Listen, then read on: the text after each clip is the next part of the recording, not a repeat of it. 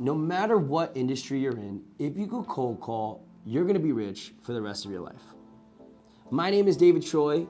I'm a real estate investor. I own $50 million worth of real estate, and today I'm gonna be giving you 7 psychology tips on how to dominate cold calling in real estate. So the first 8 seconds of that cold call is super crucial.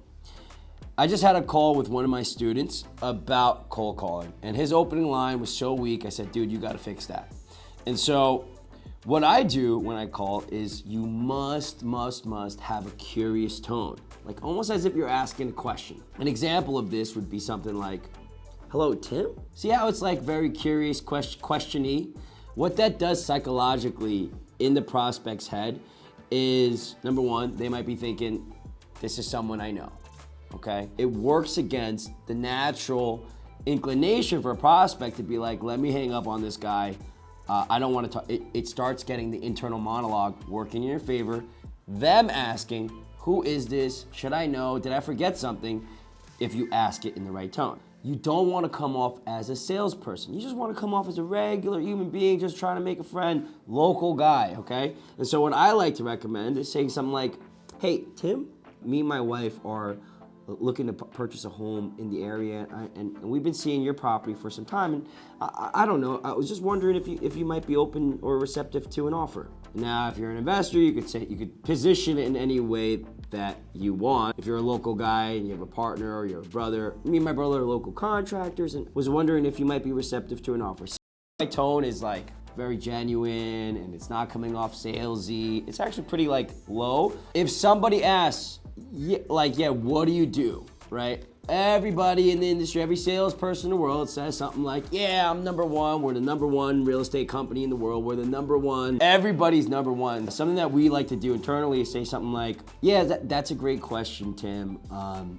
So you know how homeowners or people looking to sell their homes, they might work with a real estate agent and pay tens and thousands of dollars in real estate commissions, and they're locked into these like 12-month contracts, and sometimes these realtors, they just do a horrible job selling the property. They show the property weekend after weekend, and then you're stuck with a bad buyer that asks for tons of repairs or credits. Well, I guess we kind of help people like that avoid the hassle of working with realtors or unqualified buyers, and we actually buy the properties hassle-free, commission-free. What do you do? See, I'm not really saying I'm number one. I'm just addressing an issue that my prospect might be dealing with, and in a very gentle way, showing them what I do in my value-add proposition. And I put it back on their court. What do you do, Tim? Number 3, I love when people do this the wrong way. Sometimes you get them to say, yeah, okay, I'm interested in receiving an offer. Some people like to go, okay, well, if you don't mind, I'd like to ask you a couple of questions just to kind of figure out what I can pay you for the property. You don't have to do that. Once you get a yes answer, okay, jump right into less intrusive questions to more intrusive questions. If you give them an opportunity to say yes or no to that question, you can't just ask them a simple question that anybody would feel comfortable answering.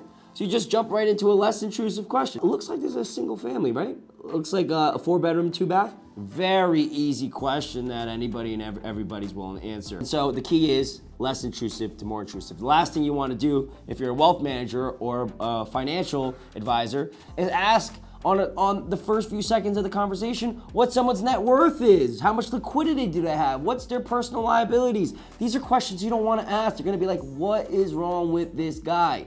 And banging on you. One thing that I find people struggle with is getting motivation.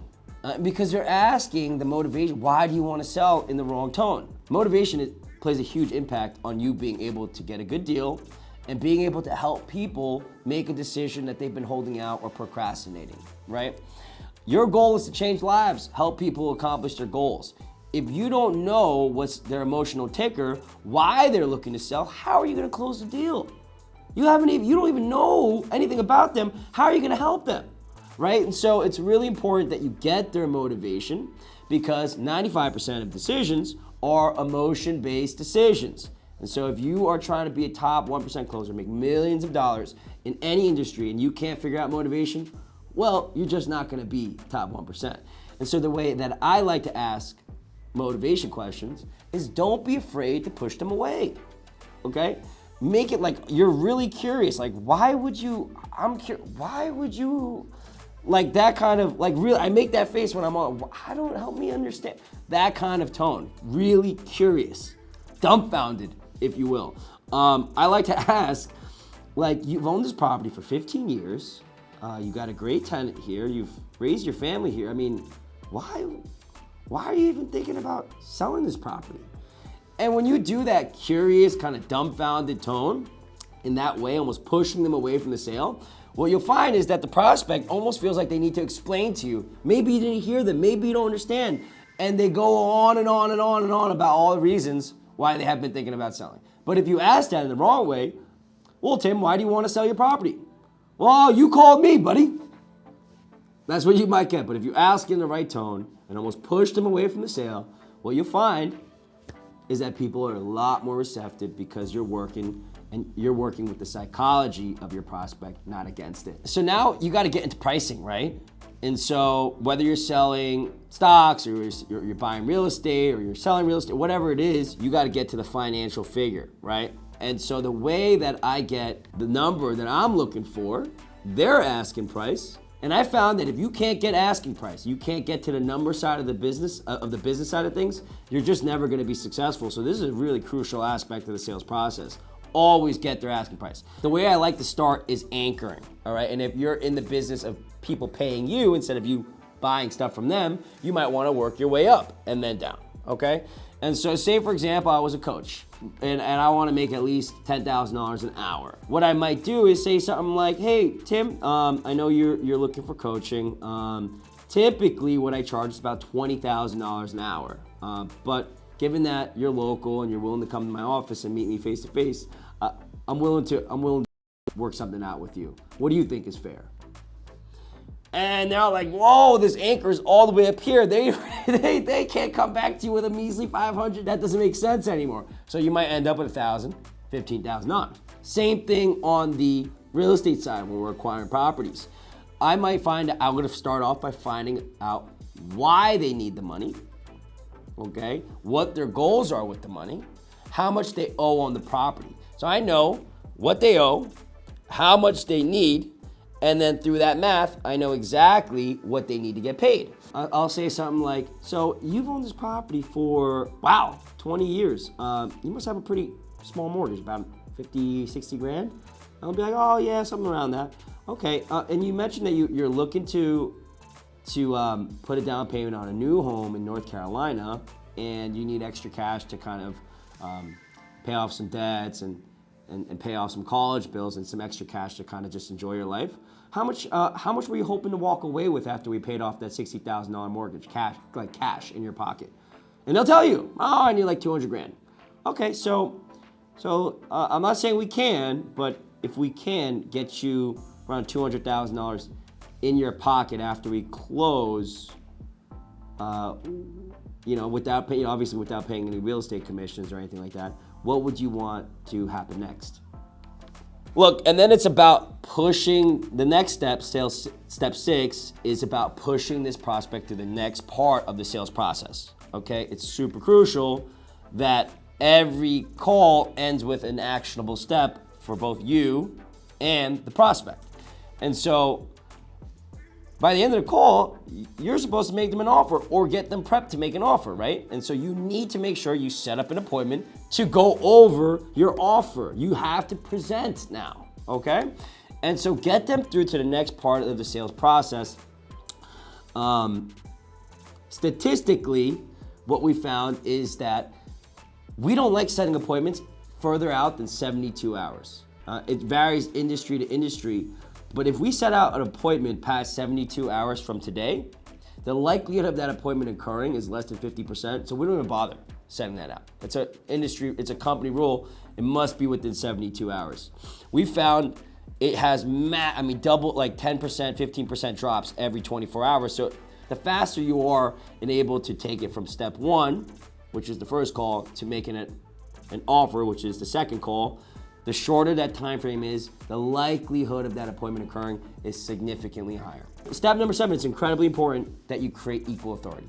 you don't want to lose complete frame control. If the prospect is controlling and dictating the entire conversation, they feel more important than you, they're not respecting you as an authority figure, they have no, you're gonna get crushed every step of this, you're gonna get washed, right? So you need to make sure that you create equal authority.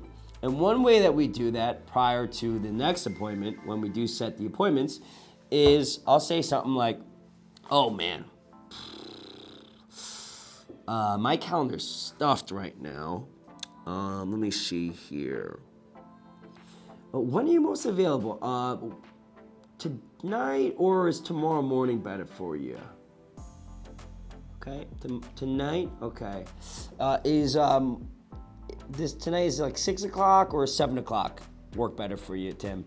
7, oof. You know what, I just realized I had something there. Let me just move that there. Let me just move this for you so I can respect your time, okay?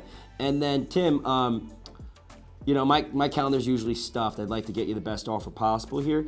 Is there any reason at all that you could think of that you might not make this appointment? Okay, no problem, okay. By chance, do you have a pen real quick? I'd love to give you the number that I'm gonna be calling you from. Okay, great, and then you drop the number, you wrap up the call, and then hopefully you just crush on that presentation and you get a deal signed up. Guys, if you like this video, please like, subscribe, comment. Would love to get some feedback from you. Much love. I'll catch you guys later.